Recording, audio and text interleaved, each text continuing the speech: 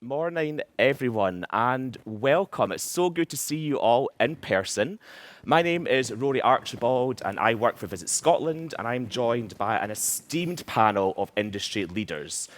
We've just held one of the biggest events that's ever taken place in Scotland and the UK. It's one of the most significant events of our generation year to date. Before we start, we're going to give you just a little glimpse of what took place during COP26 to set the scene for our session today.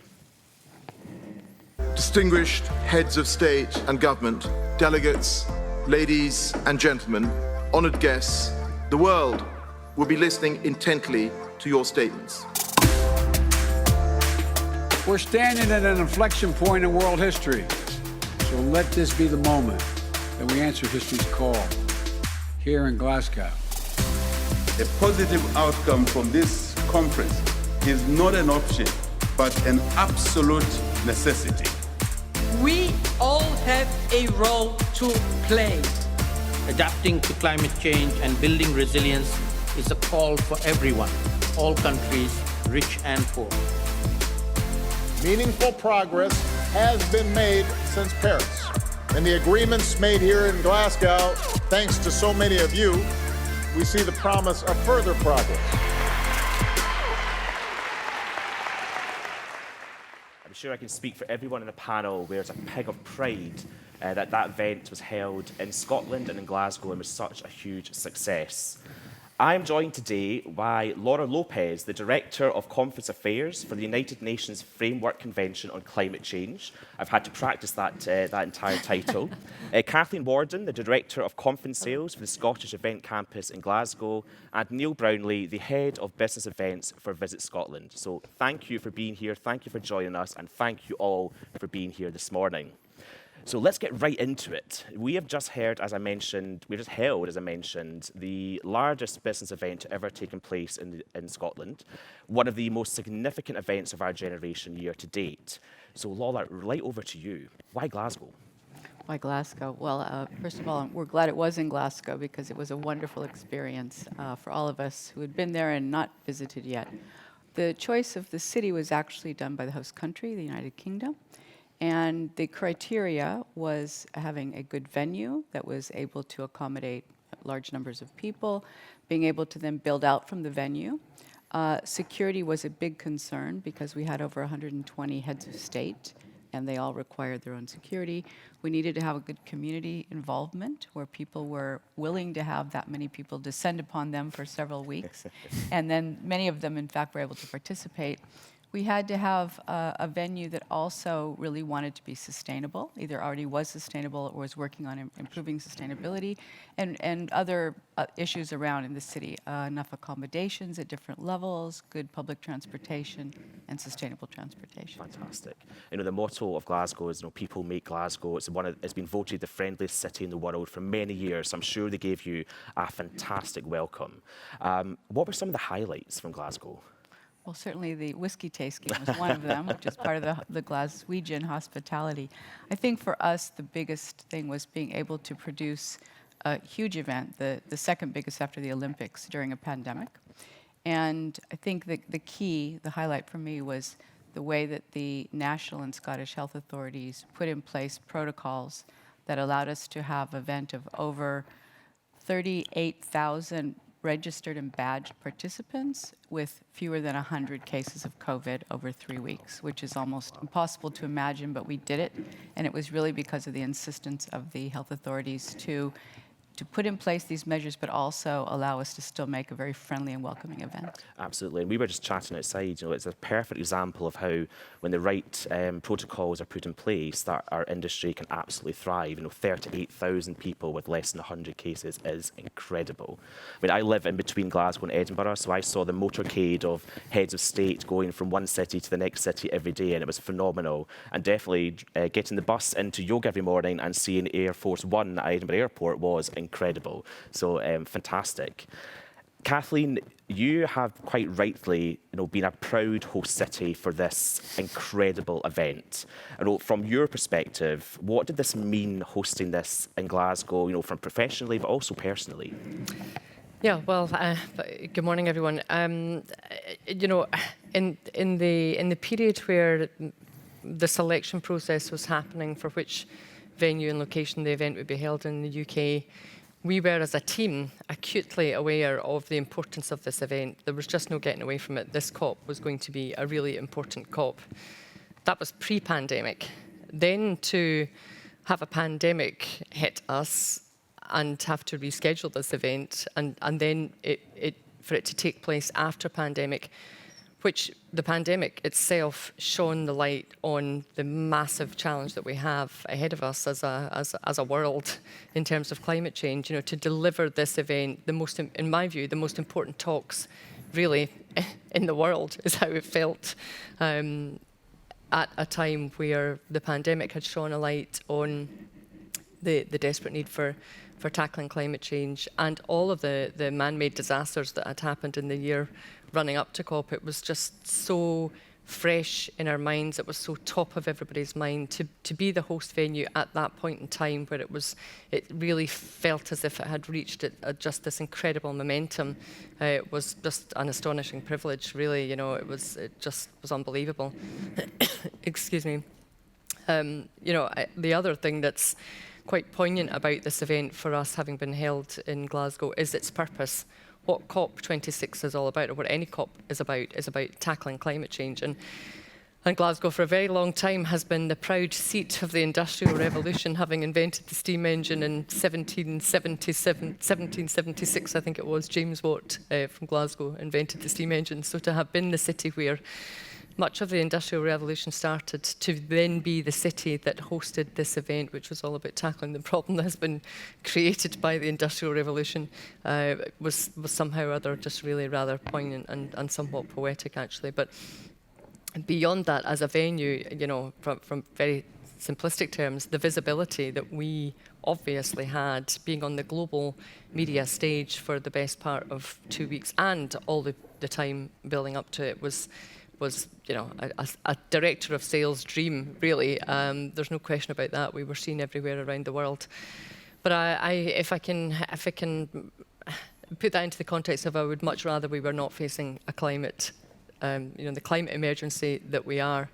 But it was an incredible endorsement for us as a venue and a destination that the UK government selected us, and that we received this global visibility. And, you know, obviously a career high, but on a personal level, what was just absolutely gorgeous for me was being able to stand in our venue, see thousands of lanyards and badges walking up and down the concourse after a year and 10 months of being in a place where, you know, as a venue, you know, it was such a challenging time for us.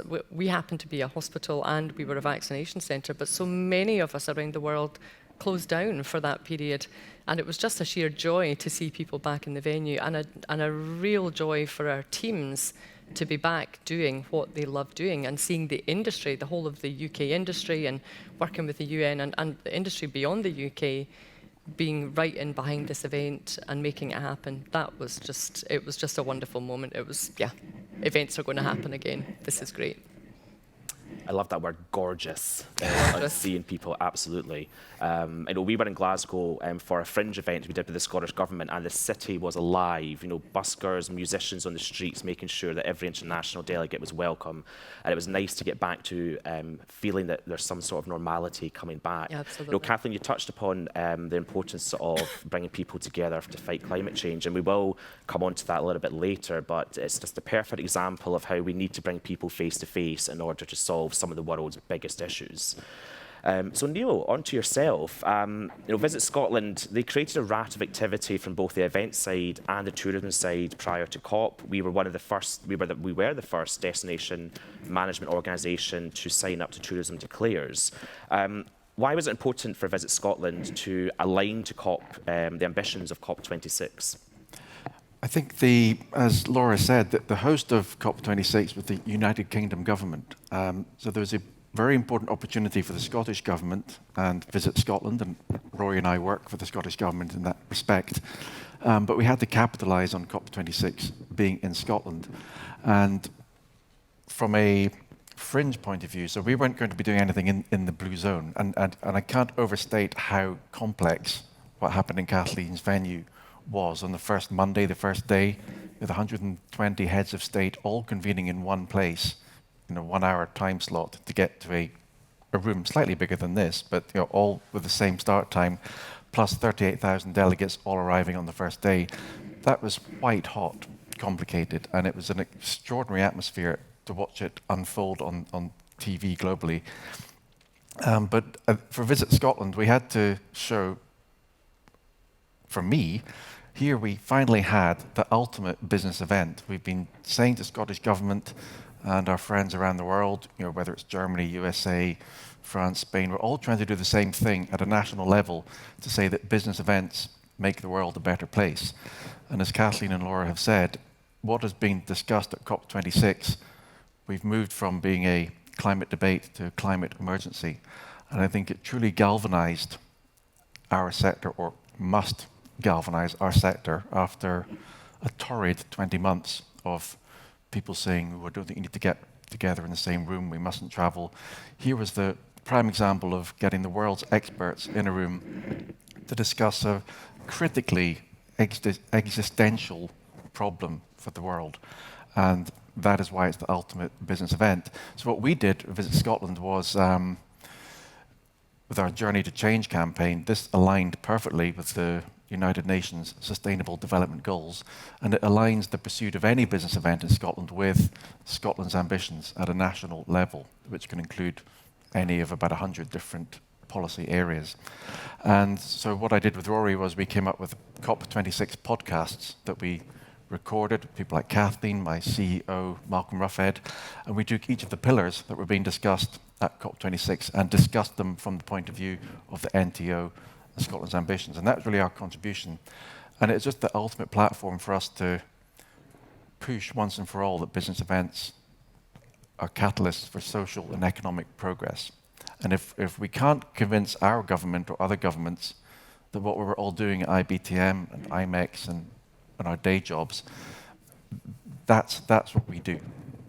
And what we must make sure is that governments don't keep running away to the comfort zone of how much did they spend, or how many, what was the spend of the conference. That's baby food. We need to be showing them that business events change the world.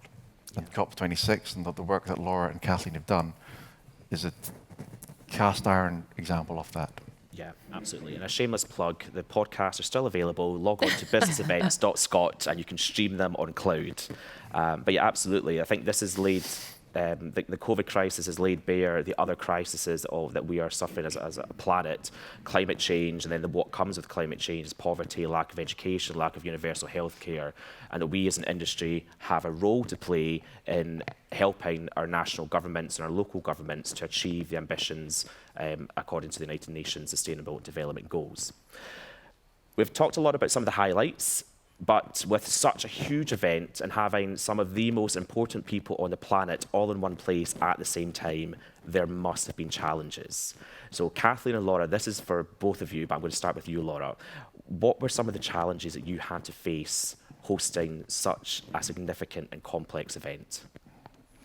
They're hard to even put into words because you want to forget a lot of the most difficult things about it. We had almost 2 years in planning. So I think we finished our first visit to London and Glasgow about 2 weeks before the pandemic kicked in.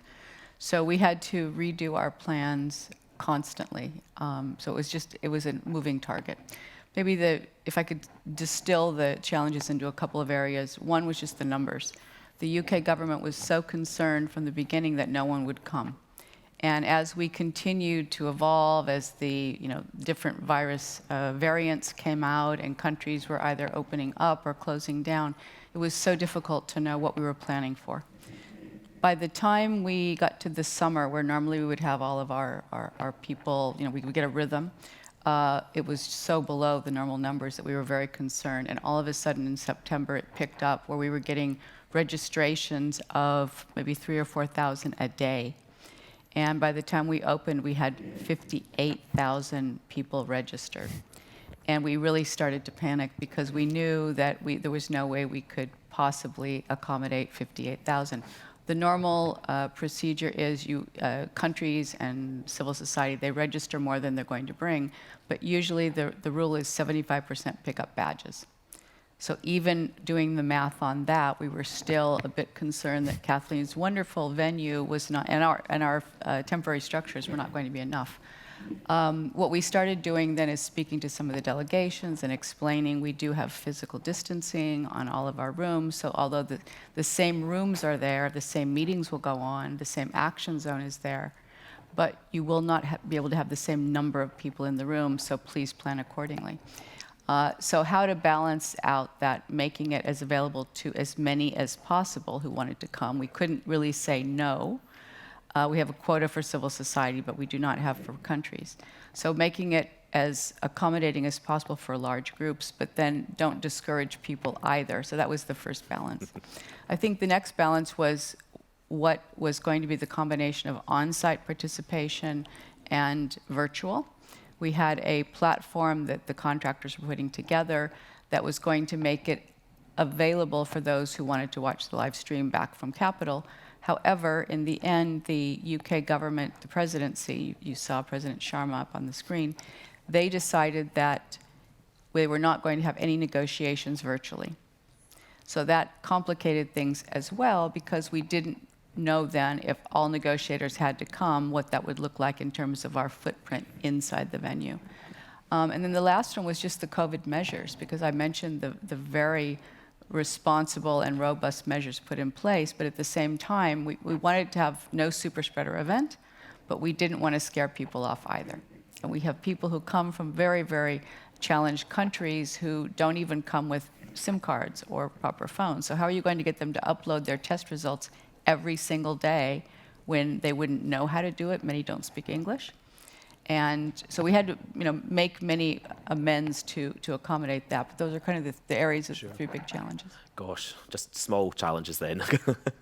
But the numbers with such a high registration, that's reassuring that the world is wanting to come to meet to try and find a solution to the crisis. So that's absolutely reassuring. Obviously, we're going to say that Glasgow was a massive pool as well, and people wanted to come and visit Glasgow and Scotland.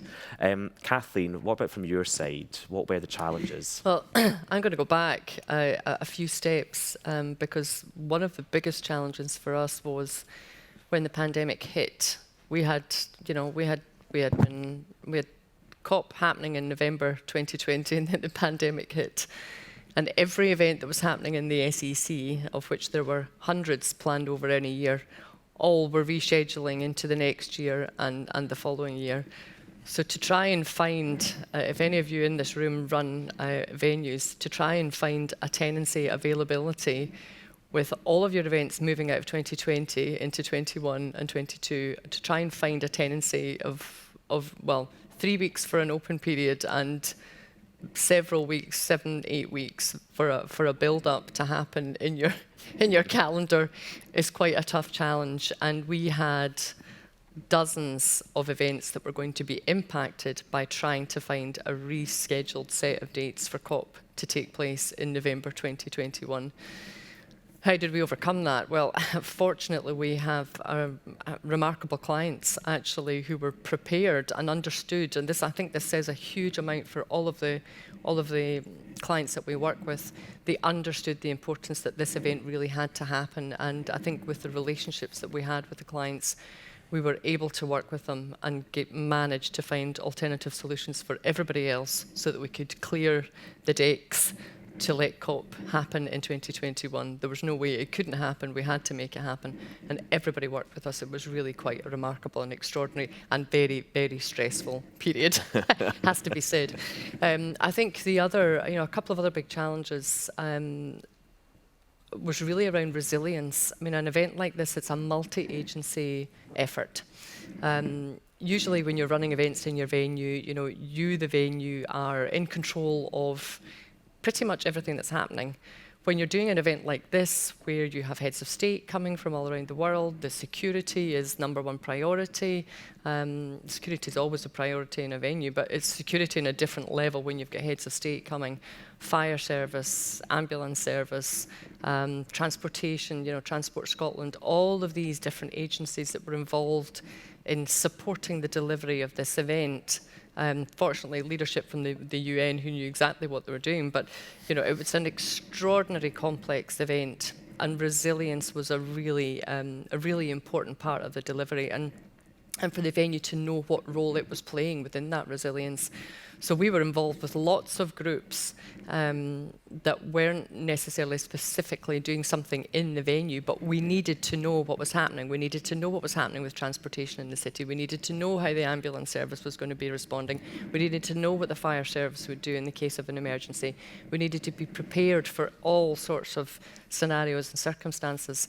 And that played out a lot in how we had to prepare ourselves in terms of the resilience within the venue. And if there was if people were gluing themselves to the motorway and staff couldn't get into work, how were we going to deal with that? So we had lots of resilience and contingency plans in place to an extent and a level that we would never have previously had to look at. And one of the ones that I was particularly involved in myself was around communications. And as a director of sales, you know something about communications, but you're not a PR expert, you're not a journalist, you don't have that kind of background.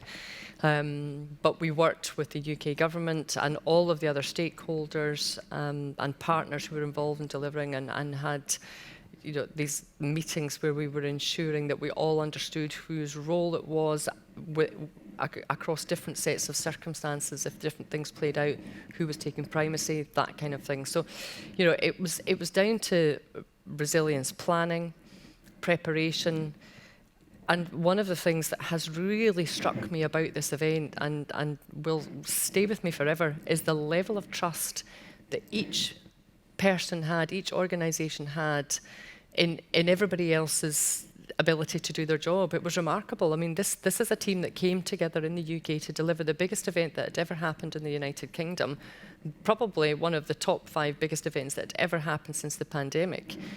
And everybody really trusted each other to fulfill their part of the jigsaw to make it happen as smoothly as it did. And I saw just an extraordinary level of professionalism and skill, and it was such an honour and privilege to play a tiny part in that.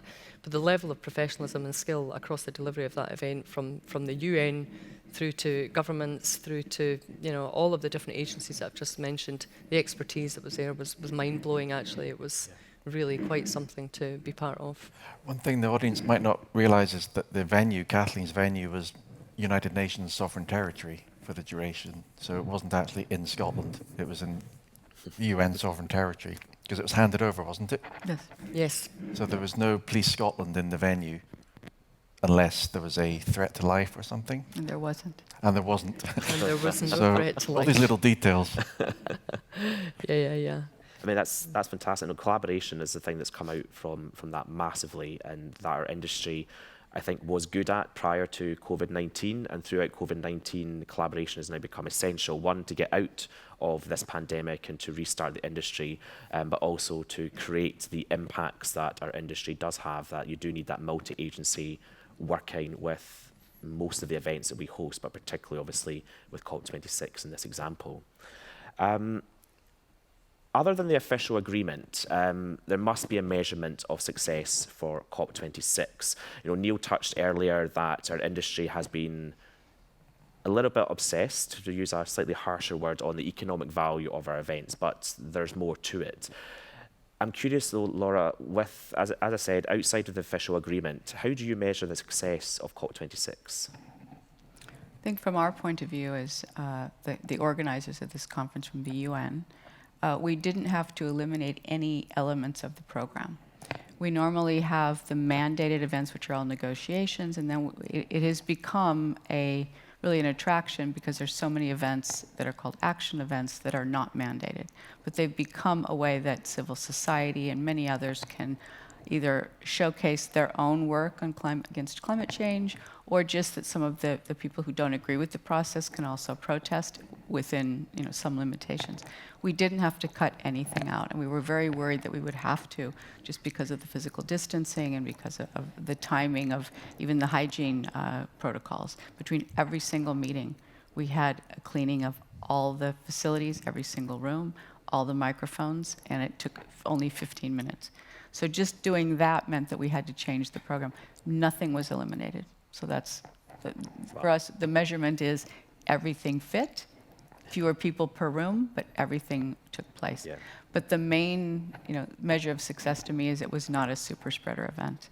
I mean, right now, anywhere on this earth that you put 38,000 people together for 2 weeks, sharing everything, canteens, the tables, the buses, the hotels, and no super spreader. I mean, we were so concerned about it. We had all sorts of contingency plans. None of that happened. So that, to me, is the biggest measure of success. You absolutely need to share those protocols with the industry, I think, to make sure that we're all learning from each other. But going back to your point about not having to cut any of the programme, it's a wonderful example of how the event is inclusive and how the event gives everybody a voice and give their opinion on how we combat climate change or what we're not doing to combat climate change.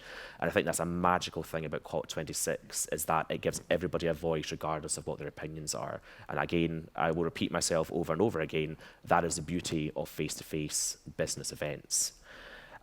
Neil and Kathleen, from an industry perspective, we speak a lot about internationally and in Scotland about net zero and our ambitions. The UK has an ambition for 2050 to become a net zero country. Scotland has done a little bit earlier. They've got the target of 2045. From your opinion, what is the legacy of COP26 that can help in the society transition to be net zero or make the industry a net zero industry?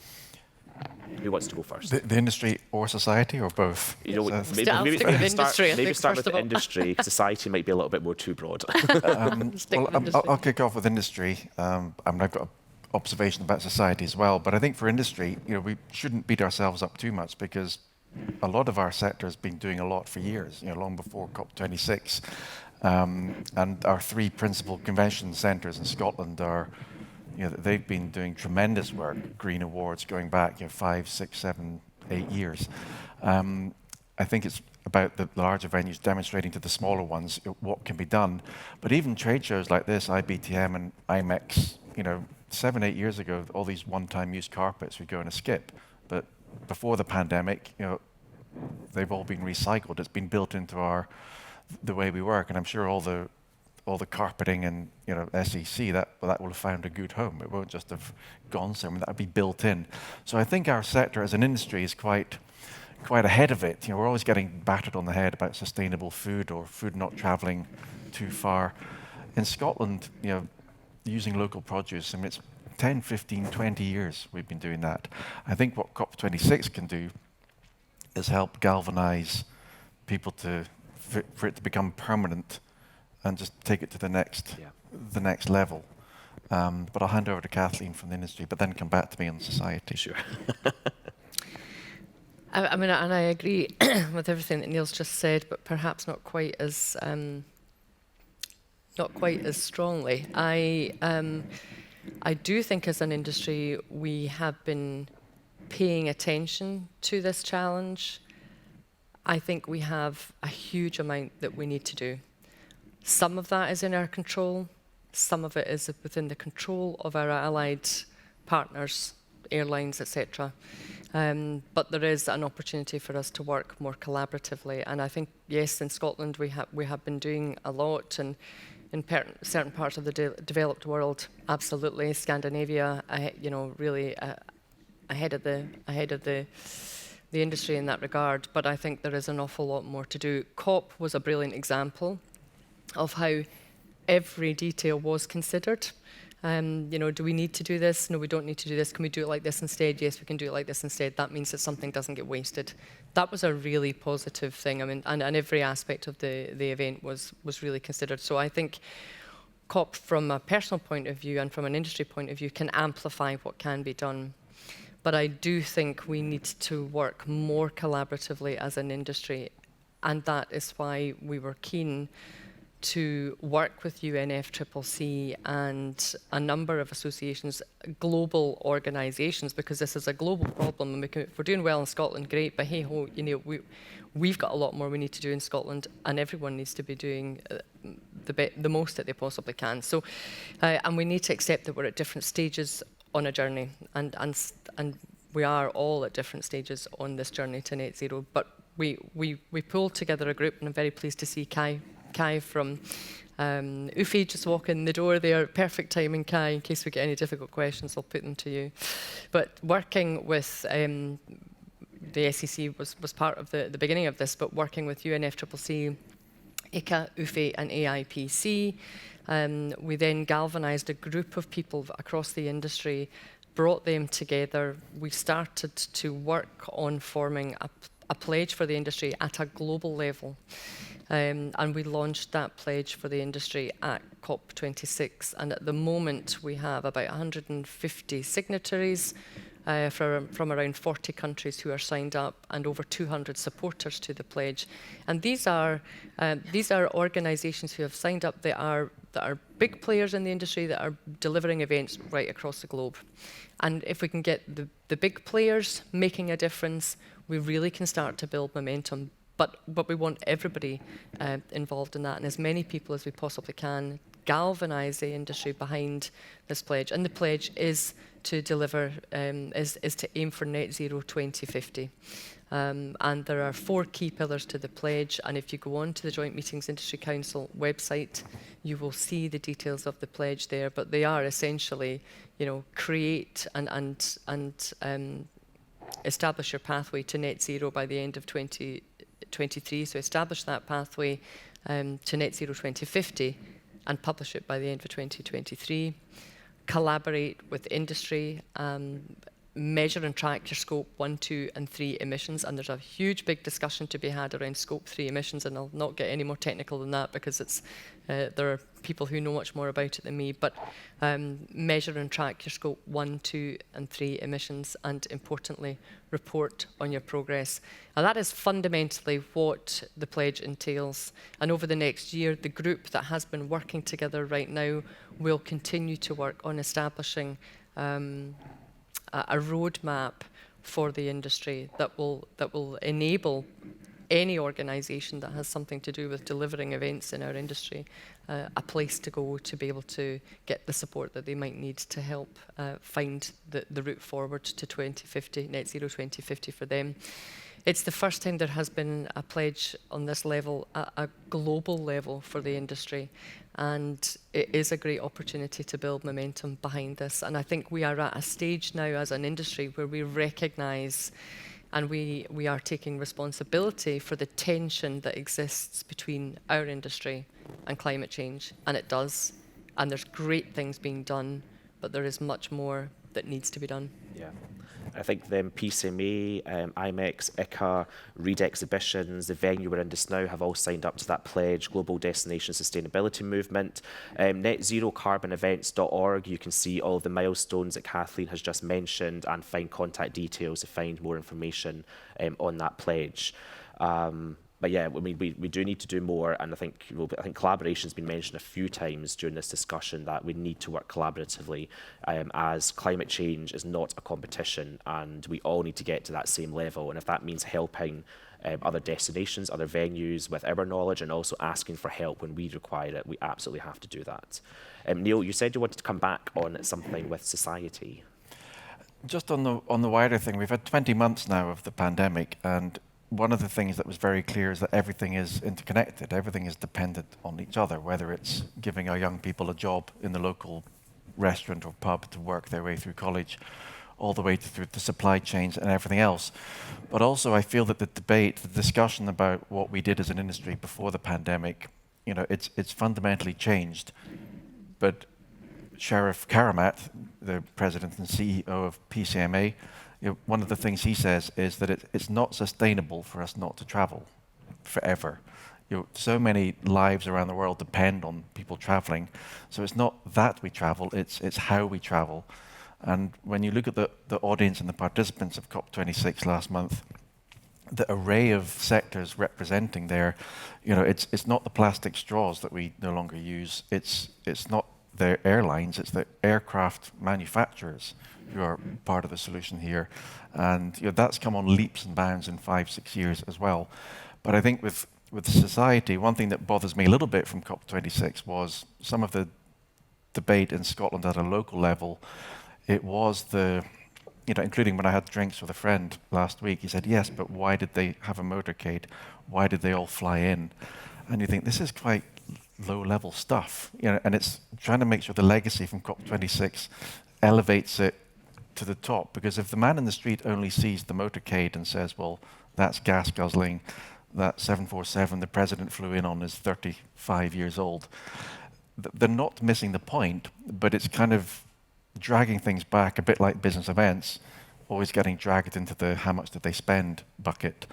And I think that's a huge challenge, not insurmountable, but to keep the momentum going of the higher strategic debate that COP26 was about, and discussions. And I'd be interested in what Laura thought of absolutely. that. I mean, we as an industry have a responsibility to be championing that as well, and making sure that our paymasters and our local governments and national governments are aware of what we do as an industry. But absolutely, Laura, what's your view on Kathleen and Neil's comments, or your own? I mean, there's no way for us to bring 197 countries together by, steamship or hiking. They've got to come in by aircraft. There's a reason that the Prime Minister of the UK wanted to have 123 leaders there.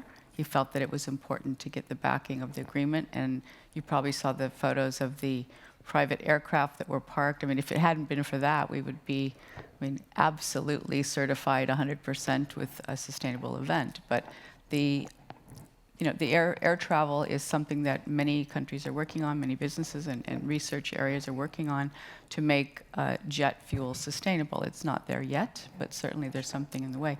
I think, though, just back to your point, Neil, it's not, what should be the legacy should be what is really left behind in the communities. And by that I mean, in this case, Glasgow, Scotland, UK, and beyond. If people's mindsets change, they will start demanding sustainable events. They will start demanding sustainable food sourcing. It's not going to happen unless there's public pressure, and that's one of the reasons that we have civil society in our process, because without that, it's just a talk shop.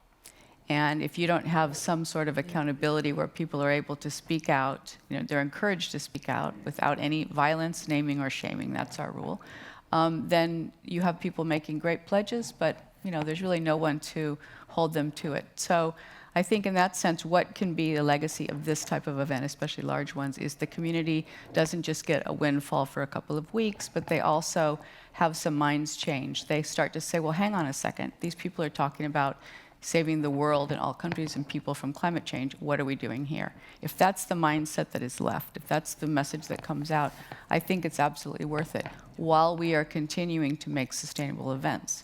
And we've gone from having events recommended to be sustainable in Paris to mandatory. They have to be sustainable. They have to have a sustainability plan. So we've already changed it. I just did something for COP26 where we have a paper lean policy. I went ahead and did the last 2% by just taking out all the distribution stands, saying, oh, there's no space for them. There was. We decided people don't need paper. If you say there's no paper, there's the computer center, go look on the screen. They do it. If you allow the paper, some will still use it. So it's the same thing about sustainable venues. If the city and the venue is sustainable, people will have to use them. People use seatbelts because there aren't cars without seatbelts. So there you go. But I think we're at that point where just that little nudge over the edge is where we're at, and we can do it. Yeah, absolutely. And I can certainly say from Scotland's point of view, the climate crisis has been with us for years, but I think the COVID has really brought it into fruition, and the way that Glasgow and Scotland rallied around COP26 with their varying different opinions was incredible. And I certainly don't remember the industry have a fire lit under them around COP26 in 2021 and in previous years. And there does seem to be real movement, real desire to create change. We just need to transition from talking about it to actually implementing it, and implementing it with confidence that there will be difficult conversations and difficult decisions, but we have to do it in order to save the planet. We are almost out of time, but so I've got one last question for everyone. And it kind of follows beautifully on from what you said, Laura. And what more is needed, in your personal opinions, for our industry to be a leader in fighting the climate crisis and creating social transformation in our communities, wherever we are and across the world? And Neil, I'm going to start with you. Oh, thanks. Well, I spend 90% of my day job at Visit Scotland and the Scottish Government trying to position business events as more important than the sporting events and cultural events that we keep being told are transformational, and they attract the public's imagination. There's no two ways about it. They cost hundreds of millions as well, but sporting and cultural events always have the spotlight. I was quite obnoxious early on by pointing out to my bosses, COP26, by the way, that is a business event. That's one of mine. And as we talk about it with Laura and Kathleen, the legacy, every single business event that takes place in Scotland or in your countries, it is nudging forward or progressing some social or economic or cultural issue that needs addressed.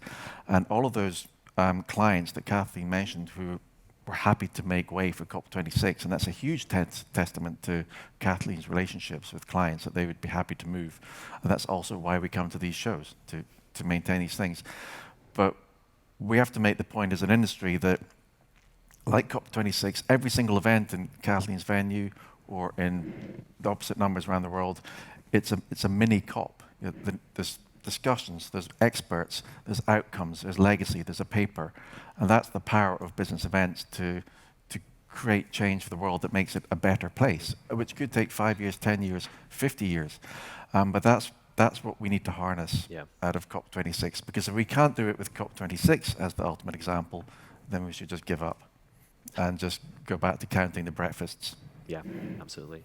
Kathleen, what about yourself? Well, I mean, I agree with everything that Neil said, and I actually think we are quite good at that in Scotland, I have to say. Counting breakfasts. Counting breakfasts. No, I think we're good at understanding the bigger purpose of business events and what they do. You know, if we have an oncology conference in Glasgow, the principal purpose of that oncology conference is to develop research, new drugs. You know, the conversations that start at the conference move on to research. They move on to new innovations, new drugs, whatever. Better outcomes for people living with cancer, more people surviving cancer. You know, that's the cancer version of a COP. That happens across every event, as Neil has explained. So I think the critical thing, and I actually credit to Rory and to Neil for the job that they did with Journey to Change. The critical thing we need to do is tell that story and make sure that people do understand that it goes beyond, bed nights and breakfasts. So I think a lot of this is about communication and storytelling and understanding the purpose and the value that we have. So I would say let's make sure that we get our communication strategy around this, because I think we're actually doing it. I think we're very good at it. I think we just need to communicate it more effectively. Absolutely. And it's also talking in a language that governments understand, which is sometimes we can fall down on, but we are getting a lot better in, is making sure when we talk to politicians and the decision makers at national level that we are explaining what our industry does in a way that they will understand. Laura, yourself. Just to pick up on what has already been said, I think it's education for me, and it's education at all parts of the supply chain. It's also, in communities, but it's before you arrive, before you even pitch the event. Why are we doing this? In my case, I work on climate change, so I see the urgency that's out there. So it's a good example of how, if people understand what's being spoken about in the microphones, if they understand those issues, you don't have to understand the technical part of it, but understand who's making the decisions in your life. You know, if you can get that out at every level, from the school children who come to visit to actually, some of the negotiators don't even understand what's happening inside in the action areas. So we have a little internal education to go. I just think that awareness, it goes beyond the press release, it goes beyond just giving the speech out. I think there's still not an awareness enough of what it means for people to get together. Yeah. If I could just finalize with one thing. We had such pushback on having a virtual event. We'd done a couple of small ones in 2020. And if there was one common thread, was that all of our countries said, we will not do this again. You cannot negotiate if you are not in the same room. And they went to great lengths and great expense to be together. So I think in that sense, there's a lot to be said for this industry, where getting people together is still a very valuable way of living our lives. And I think that's something that we certainly have learned from COP26. Absolutely, absolutely. And it's the reason why we're here at IBTM, because we just cannot have the same conversations. There's a reason we're all here on a stage talking about this, because we just can't have the same conversations with the same impact unless we are face to face and we can see people. So the pressure is off the panel, or potentially the pressure is about to go on the panel, and we maybe have time for 1 or 2 questions if anybody has anything. There's a microphone in the middle of the room just so we can hear you, so please don't be shy. Oh, excellent. Hi, my name is Zarella. Can you hear me? Yes. Yep, I'm Zarella from IBM. I hosted an event a couple of years ago, 15,000 people, but I could never have done my job without the staff. And I'm curious, you haven't mentioned how you got and vetted your staff for this event. Sure. Laura, Kathleen, would you both like to take this one? Do you want to go? I'm happy to. Yeah, it's a big challenge for us because we actually have very small teams. So what we do is we start working with internal people in our secretariat, and we ask them to come on reassignment, but they have to be trained. And then we hire also consultants who we usually we pick from a pool and bring them on. They're the easiest ones because they're very motivated to get the contract and come. But what we really have to do is work with the local, in this case they were civil servants from either the UK or from Scotland, and then getting them up to speed and getting everyone to work in the same team. For example, the Scottish civil servants were fantastic, but they'd want their coffee breaks and lunch breaks. When we're at COPs, we don't do that. We just keep on working.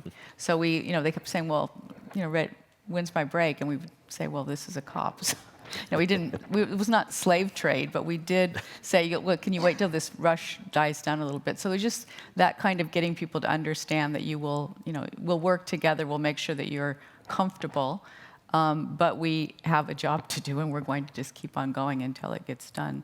Other than that, I would say working with the teams at the venue that are already established, some of the contractors, you tend to select those who you already know will deliver, and then it makes the job very easy. Thank you.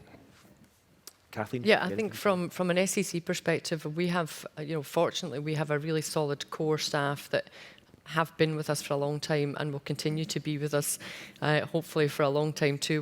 We've got a really good track record of retaining staff. So we have a very solid and skilled internal team. So very confident about that. We were delivering this on the back of a pandemic where a lot of people had been on furlough. So it was really tricky. But our HR department put together an extraordinary programme for even for people who hadn't been on furlough, but for everybody, people on furlough, people who hadn't been on furlough, that actually gave them an individual pathway back to what life was going to be like when events really kicked off. So everyone had their own personalised journey, which was pretty extraordinary. Clearly, for an event like this, you have a huge temporary workforce, particularly around cleaning, around catering. And again, our catering and cleaning partners, they put a lot of time and thought into, well, how are we going to recruit these people? How are we going to train them when, we didn't open up in Scotland until the 9th of August. There were no events being held in Scotland really of any size until the 9th of August. We didn't have long. So there was a huge recruitment drive. There was a lot of online training was done. There was in-person training done. There was a host of things that were put in place to try and mitigate against staff atrophy, because we could have seen big attrition at this event, staff turning up and temporary staff just not sticking with it. It was never going to be the easiest of jobs. It was busy in the venue, really, really busy. But I think back to the resilience, the planning, almost having to over-recruit in terms of having the number of staff. We had to have more staff than we ordinarily would have had in case people did get COVID, and working practices, we were really careful around that, so that there were still physical distancing in our offices. Business events is the perfect example. We've been campaigning to the UK and Scottish Government that business events are a compliant audience. Well, a really compliant audience and really compliant staff, which is entirely demonstrated by the fact and the measures put in place that the COVID levels were virtually non-existent. So there was a lot of thought and a lot of training, a lot of consideration given to staff. Staff's mental health, staff welfare. And if you were meaning, I wasn't too sure if you were meaning actually bringing staff on the journey around sustainability, but actually we are about to launch our sustainability strategy, a much more comprehensive sustainability strategy, and we're going to be launching that at the start of next year. And staff, our teams, are absolutely fundamental to the success of this. If we cannot get our teams on board, we're not going to be able to make this happen with the success that we want to. So we're actually starting with an internal launch to our staff and getting all of our staff on board before we take any messages externally. So we want to take everything that we've learned from COP.